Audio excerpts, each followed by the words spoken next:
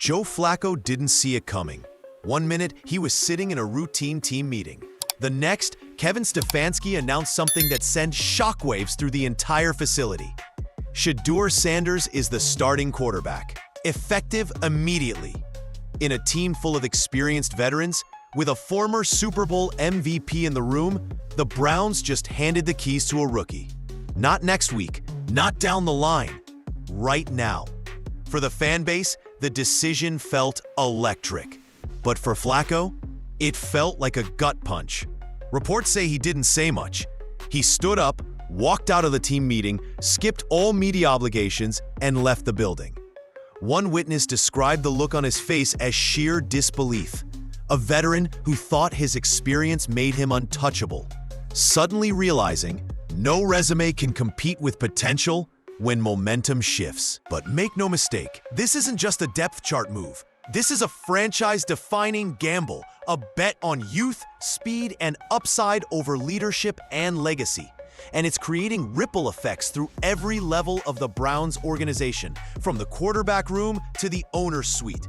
Sources say Flacco immediately demanded a closed-door meeting with Stefanski. What happened inside that room has people across the league talking, because this isn't just a disagreement. It's a power struggle, and someone's losing. The locker room is now watching. The fans are picking sides. Analysts are foaming at the mouth. And the Browns? They're about to find out if this decision changes their future or burns everything to the ground. So, what made the Browns hand the franchise to a rookie? Let's break it down. From the outside, it looks bold. Inside the Browns facility, it was inevitable. Coaches spent weeks dissecting every snap, charting every throw, clocking every decision between Joe Flacco and Shedeur Sanders. According to team sources, the staff was unified on one thing by the end. There just wasn't a football reason to keep Sanders on the bench. One assistant reportedly said, off the record, "We practically tried to talk ourselves into keeping Flacco." But it wouldn't have been honest. Shedeur won that job every single day. Sanders' preseason performance turned heads, but it was his command of the offense that sealed it. Nearly 70% completion rate, a TD to interception ratio approaching 5-1, and elite red zone efficiency. One Pro Bowl corner described it like this: "He's hitting windows most rookies don't even look for." And this wasn't flash with no substance. Behind the scenes, Sanders was consistently first in, last to leave, logging more film hours than players twice his age. Even veteran defenders were impressed by his pocket movement, anticipation, deep ball accuracy, and ability to manipulate coverages. The decision wasn't about hype. It was about reality. No, he hasn't played a regular season snap, but the Browns saw something that made them believe he could handle everything thrown at him, and maybe even more. And that belief came at a cost. One Joe Flacco didn't take lightly. The moment the meeting ended, Joe Flacco didn't stick around to shake hands or put on a smile for the cameras. He walked out. Not in anger, not in a rage, but in something far more serious: disbelief. Sources inside the room said he stood completely still after Stefanski announced Shedeur as the starter. Silent, staring forward like someone had knocked the air out of him. Then, without saying a word, he picked up his tablet, walked out of the room, and left the building entirely. He canceled media availability, skipped to team walkthroughs, and according to multiple insiders, didn't speak to a single teammate on his way out the door. Later that day, Flacco requested a closed-door meeting with Stefanski and the quarterback staff. Nobody expected what came next. The veteran QB, calm but clearly frustrated, challenged everything: the evaluation, the communication, the direction. He reportedly brought up advanced stats that favored his red zone decision-making, talked about previous preseason plans, and referenced coaching conversations that implied he'd start the year under center. One source put it bluntly: Flacco felt misled. He thought he had a role, and suddenly it vanished. But Stefanski didn't backpedal. He respected the career. He acknowledged the leadership, but he was firm. This decision gives us the best chance to win, period. For Flacco, the message rang loud and clear. Pedigree no longer mattered. Reputation didn't matter. This wasn't about the past. It was about right now. And although the conversation remained professional, it left the room under a very real cloud of uncertainty about Flacco's future, about the locker room dynamic, and about what kind of team the Browns were becoming. And inside that now tense quarterback room, tension was just getting started. According to insiders, the meeting between Joe Flacco and Kevin Stefanski wasn't just tense, it was a breaking point. Flacco didn't hold back. After years in the league, with a Super Bowl ring on his finger and countless battles under his belt, he expected a level of respect the situation didn't reflect. He opened with frustration, but it quickly turned pointed. He questioned the Browns' evaluation process, asking why reps were evenly split during camp if a decision had already been forming behind the scenes. He highlighted advanced stats that showed his efficiency on tape. He brought up preseason drives that ended in points. And above all else, he made one thing very clear. This wasn't what I was told. Those around the team saw it the same way. Flacco hadn't come to Cleveland just to compete. He came to lead, to help stabilize the offense until the future was ready. And from his perspective, the future just skipped the process. Stefanski, on the other hand, never wavered. He wasn't dismissive. He didn't gaslight, but he made it clear the decision was based purely on performance. Best man plays, he told Flacco. Respect is one thing, but results talked louder. The room reportedly ended with a stiff handshake, no shouting, no theatrics, just cold clarity. And while both men handled it professionally, the aftershocks were immediate. The quarterback room transformed overnight. What should have been a supportive environment became tight, quiet, uncomfortable. Word spread fast. Players noticed the mood shift. Assistants noticed communication shrink. One staffer described it as tense silence, the kind that doesn't go away on its own. And that tension, it was just starting to leak into the rest of the locker room. Inside the Browns facility, the quarterback decision didn't just shift the offense. It shifted the entire energy of the building. And not everyone is aligned. Multiple players privately admitted it felt like a bomb had gone off in the locker room. You could sense the tension in practice, in meetings, even in the weight room. It wasn't explosive, but it was everywhere. Wide receivers, most of them are on board. Sanders had already built chemistry with the younger guys, staying late, texting them film clips, organizing extra sessions on off days. One receiver reportedly said, "When I run a route, he knows where I'm going before I do." That's different. The offensive line, though, more complicated. Some linemen had spent the entire offseason perfecting cadence, timing, and communication checks with Joe Flacco. Now, all of that has to be rebuilt. Sanders brings athleticism, but also unpredictability. For a unit built on rhythm, that throws everything off. And then there's the leadership gap. Say what you want, Flacco still has a voice in that room. Some guys respect the resume. Others weren't ready to move on. Quarterbacks coach staff have begun mediation, emphasizing that support for Sanders doesn't mean disrespecting Flacco, that both can coexist even if the roles have changed. But crafting that message convincingly, that's another challenge entirely. To quiet any growing divide, a group of veterans reportedly organized a players-only meeting, focused not on picking sides, but protecting the team. The message was clear. Doesn't matter who's playing quarterback. We win as one, or we don't win at all. It was an important step, but also a fragile one. Because the reality is, when you pull the trigger on a decision this big, this suddenly, you don't always get to control the fallout. If there was chaos inside the Browns facility, outside, it was celebration. The moment the Sanders announcement leaked, Cleveland erupted.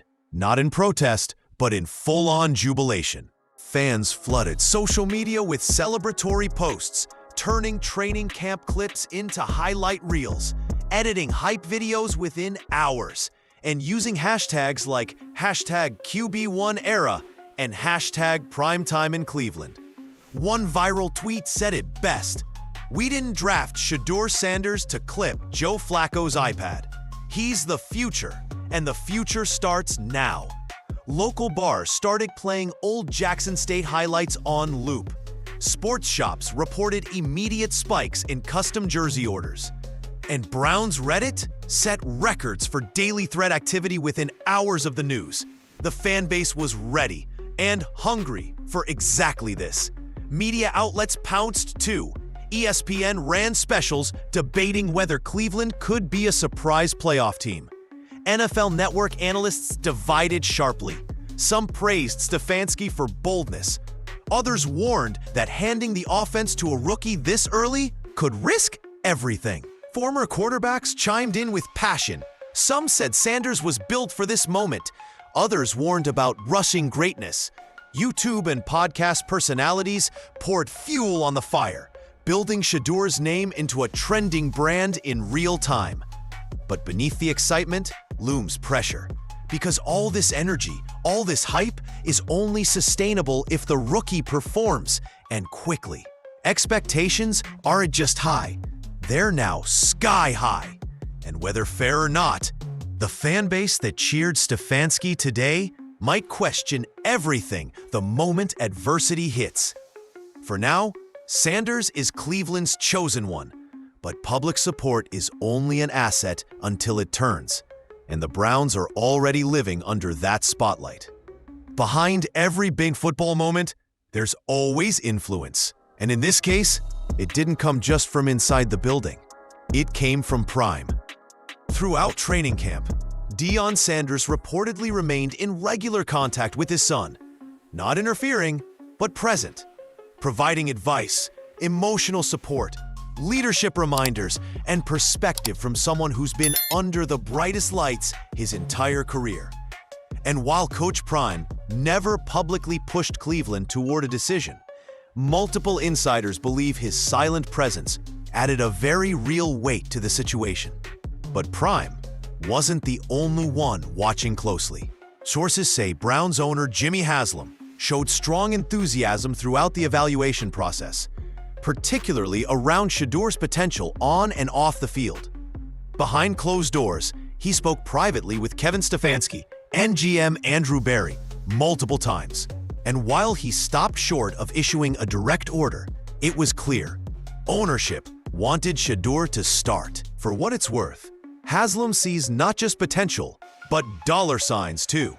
National relevance, increased ticket sales, commercial leverage, even primetime TV coverage. A rookie sensation with a famous last name does more than just move chains. He moves business. The coaching staff, however, held the party line. Performance only, hype be damned, and by all accounts, they stuck to it. But when ownership starts tilting its weight behind an outcome, how much of that truly stays out of football decisions? One former GM put it bluntly: no owner wants to make football decisions, but they all want to feel like they made the decision. And now that Sanders has the job, whether by performance or pressure, Cleveland's coaching staff must live with the fallout. Because if it succeeds, everyone wins. If it doesn't, someone will take the fall. The moment Shedeur Sanders was named QB1, the playbook changed. Literally, Cleveland's offensive staff didn't just swap names on a depth chart. They initiated a full system overhaul, one built entirely around Sanders' skill set: mobility, tempo, anticipation, and improvisation. Insiders say offensive coordinator Alex Van Pelt immediately began restructuring concepts. More misdirection, more shotgun, more RPOs. The old system built around Flacco's rhythm and timing, gone. In its place, a modern, college-inspired attack with NFL polish, loaded with motion, spread formations, vertical shots off play action. Quarterbacks coach staff began drilling scramble drills each day, Because Shedeur's off-schedule throws are no longer broken plays. They're part of the playbook now. Receivers are loving it. One reportedly said, half the routes now turn into gold when he rolls out. With Flacco, if the timing was off, it was dead. With Shedeur, it's just beginning. Red zone packages are different too. Designed quarterback runs, quick read bubble screens, even triple option looks being experimented in closed practices. But with creativity comes adjustment. The offensive line, they're now adjusting to a quarterback who moves a lot. Protection calls are changing. Cadence has shifted. Even the rhythm of play calling feels different. It's exciting, but fragile. Because reinventing an offense mid-August is no small feat. And the Browns are gambling that Sanders can not only lead, but learn lightning fast. Coaches are running extended install meetings, adding virtual reps, incorporating VR film review, anything to speed up learning. Because if Sanders owns the system, the explosiveness could redefine Cleveland's offense altogether. But if he can't catch up fast enough, even the best designed offense collapses under pressure. Naming Shedeur Sanders the starter was bold. Doing it before Week 1 against the Los Angeles Rams? That's rolling the dice on national television. Because baked into this decision is a cold reality. Shedeur's first NFL start isn't against just any defense. It's against a Wade Phillips-designed scheme, infamous for disguising looks, shifting pre-snap shells, and baiting quarterbacks into panic reads. Veterans struggle with his system. Rookies often get swallowed whole. That's why the Browns are doing everything possible to fast-track Sanders' readiness. The film room has become his second home. Coaching staff added extra install sessions, VR walkthroughs, and defense-specific situation drills to help decode Phillips' rotating coverage and simulated pressure. One coach reportedly told the staff, "We're not just prepping for a game, we're prepping to protect everything we've built to this point." Because the stakes aren't just competitive, they're existential. A breakout debut, Sanders instantly becomes the face of the franchise. Analysts start drawing comparisons to Herbert or even Stroud, rookies who change their team's direction from day one.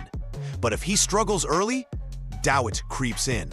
The media turns, the fans second guess, and the locker room, especially those who still believe in Flacco, could start fracturing fast.